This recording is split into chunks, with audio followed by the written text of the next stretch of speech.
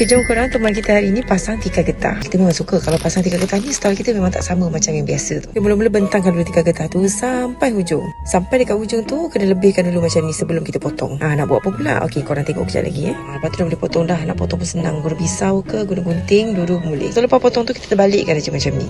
Tak susah pun, seorang-seorang pun boleh buat. So lepas dah siap bentang, dah terbalikkan tu, kita kena rata-ratakan dulu. Pastikanlah dia betul-betul kemas, balance kiri kanan sebelum kita gam. Bujur dia nanti kita kena adjust lah, gunting sikit macam ni.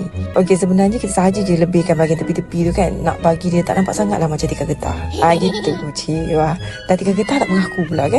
Tak adalah, sahaja je kita bagi nampak kemas. Okey, dah siap dah ni. Kalau boleh nampak dekat bahagian tepi dia tu, bila kita ekstrakan beberapa inci. Dah settle sebelah, kita ulang lagi sebelah ni. Sama je step macam tadi tu. Dah siap dua belah ni, baru dah boleh kita apply double tape dekat bahagian tengah pula. Okey, ni rupalan tadi sebelum. Dan yang ni pula rupa dia lepas pasang tikar getah. Okey, sikit tips. Kalau korang pun nak beli tikar getah, korang confuse nak ukur macam mana senang je. Tak payah risau. Korang direct je dengan Al-Aqsa Carpet. Diorang akan assist korang untuk ukur kawasan. Lepas tu korang dah tahu dah berapa roll nak kena beli. Beli dekat mana? Al-Aqsa Carpet lah.